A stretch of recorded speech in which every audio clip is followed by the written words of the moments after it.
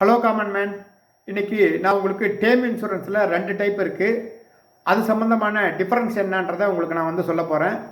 30 வயசு 1 கோடி ரூபா கவரு, அவர் 30 வருஷத்துக்கு ப்ரீமியம் பே பண்ணுறாரு அப்படின்னு சொல்லி எடுத்துக்கிட்டாக்கா, நார்மல் டேர்மில் பார்த்தீங்கன்னா 10,000 15,000 வரைக்கும் தான் வரும். இதே ரிட்டர்ன் ஆன் ப்ரீமியம் நீங்கள் அந்த எண்ட் ஆஃப் தி அந்த இன்சூர் பீரியடில் பார்த்தீங்கன்னா உங்களுக்கு அந்த ப்ரீமியம் திருப்பி வேணும்னா நீங்கள் 35,000 45,000 வரைக்கும் வருஷம் கட்ட வேண்டியிருக்கும். அதுக்கு அடுத்தது பார்த்தீங்கன்னா கவரேஜ் ரெண்டுலேயுமே 1 கோடி தான்.